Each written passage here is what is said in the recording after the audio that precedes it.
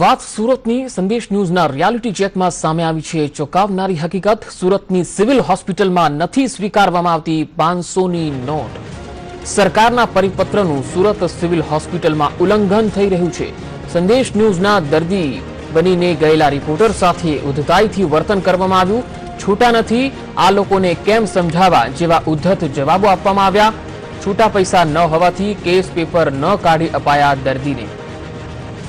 સુરતના સિવિલ હોસ્પિટલમાં સરકારી પરિપત્રની હોળી કરવામાં આવી ગઈ, કારણ કે જે નિયમ સરકાર તરફથી લાગુ કરવામાં આવ્યો 14 નવેમ્બર સુધી જૂની 500ની અને 1000ની નોટ હોસ્પિટલોમાં સ્વીકારવામાં આવશે એવો આદેશ જારી કરવામાં આવ્યો, પરંતુ આ આદેશને સુરતનું સિવિલ હોસ્પિટલનું તંત્ર ઘોડીને પી ગયું છે અને દર્દી બનીને ગયેલા રિપોર્ટરને 12 વાગ્યા બાદ આવવા જણાવ્યું હતું અને ઉદ્ધતાઈથી વર્તન કરવામાં આવ્યું। 12 વાગ્યા બાદ છૂટા આવશે તો મળી જશે એવું પણ દર્દીને જણાવવામાં આવ્યું છે। સુરતની સિવિલ હોસ્પિટલમાં સરકારી પરિપત્રને અહીં ઉલ્લંઘન થતું હોય એવી ચોંકાવનારી માહિતી સામે આવી। સુરતની સિવિલ હોસ્પિટલમાં 500 રૂપિયાની જૂની ચલણી નોટને સ્વીકારવામાં નથી આવતી। હાલ સંવાદદાતા આઝમ સાલે સુરતથી અમારી સાથે જોડાયા છે। આઝમ, સુરતની સિવિલ હોસ્પિટલમાં 500ની અને 1000ની જૂની દરની જે નોટો છે એ શા માટે સ્વીકારવામાં નથી આવતી, જેમ કે સરકારે આ પરિપત્ર જારી કર્યો છે?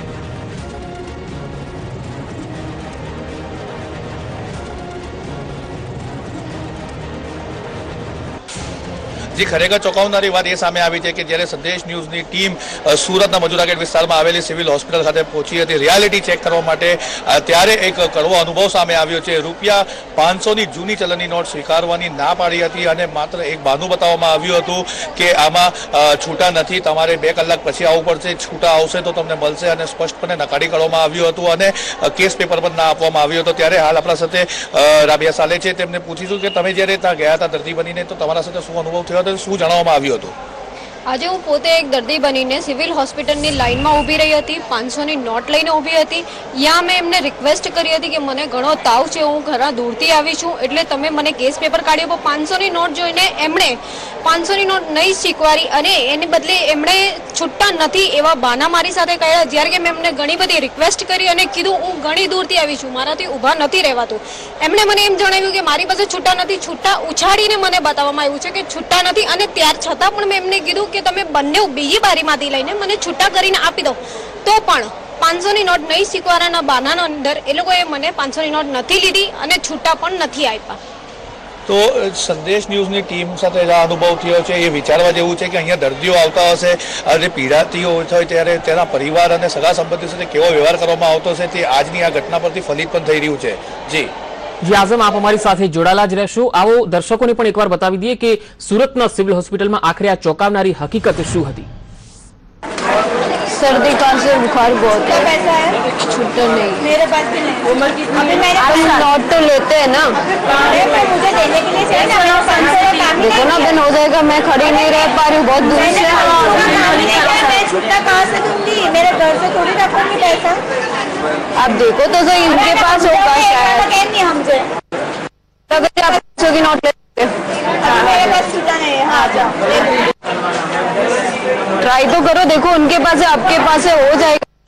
मैं बहुत आई हूँ, मेरे से खड़े नहीं रहे, मुझे बहुत बुखार है। मैडम परिपत्र वो दूरથી આવે છે 14 તારીખ સુધી ચલતે બેન બેવના મળીને તો અપાશે ને ભાઈ। આઝમ, ખાસ કરીને સુરતની અંદર જ્યારે સિવિલ હોસ્પિટલમાં 500ની નોટ સ્વીકારવામાં નથી આવતી અથવા તો બહાના બતાવવામાં આવે છે, હોસ્પિટલ તંત્રને આ અંગેની જાણ છે ખરી કે સરકારના આદેશને ઘોડીને પીવામાં આવી રહ્યું છે?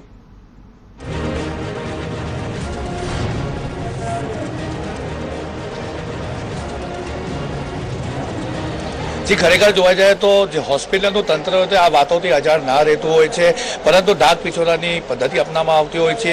દક્ષિણ ગુજરાતની જીવાદોરી સમાન આ ગરીબો માટે સુરતની સિવિલ હોસ્પિટલ બનાવવામાં આવી છે। અહીંયા ખૂબ મોટી સંખ્યામાં દર્દીઓ આવતા હોય છે, ઓપીડી સેન્ટર્સ છે, નવા કેસ પેપરની બારીનો અનુભવ સામે આવ્યો છે। એ દર્શાવી રહ્યો છે કે 2 કલાક સુધી તમે થોભો ત્યારબાદ તમને છૂટા મળશે, જો આવશે તો આવા જવાબો મળતા હોય છે। કેટલાકને સમજાવવાના આવા જવાબો મળતા હોય એ દર્શાવે છે કે અહીંયા ગરીબ જે બીમાર આવતો હોય છે અને જે દર્દી હોય છે એનું દર્દ કઈ હદે પાર થઈ રહ્યું છે, આજની ઘટના પરથી ફલિત થઈ રહ્યું છે। આઝમ, અહીં સિવિલ હોસ્પિટલના જે સુપ્રિન્ટેન્ડન્ટ છે તેમની સાથે આપની કોઈ વાતચીત થઈ શકી છે?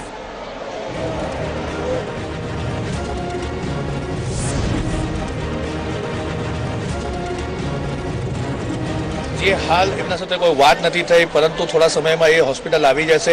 છેલ્લા કેટલાક વર્ષોથી જે સુપ્રિન્ટેન્ડન્ટ છે એમની પણ બદલી નથી થઈ. મિસ્ટર જે ડોક્ટર વાડેલ છે, અનેકવાર મીડિયા જ્યારે સંપર્ક કરવાનો પ્રયત્ન કરતો હોય છે અને આવા કોઈ પણ બનાવ સામે આવતા હોય છે ત્યારે સ્પષ્ટપણે મીડિયાના સાથે વાત કરવાની નકારી કરતા હોય છે. એમ કહેતા હોય છે કે જે પણ કરવું હોય, જે પણ લખવું હોય, જે પણ બતાવવું હોય તમે બતાવી શકો છો. ડોક્ટર વાડેલની બી અનેકવાર આવા ઉદ્ધતન વર્તન સામે આવ્યા છે. જ્યારે ખુદ એક સિવિલના ડીન તરીકે એમનું ઉદ્ધતન વર્તન ચાલતું હોય તો તેમના સહકર્મીઓ આવું ઉદ્ધતન વર્તન કરે એમાં કોઈ નવાઈ નથી. જી આઝમ, આભાર માહિતી આપવા માટે.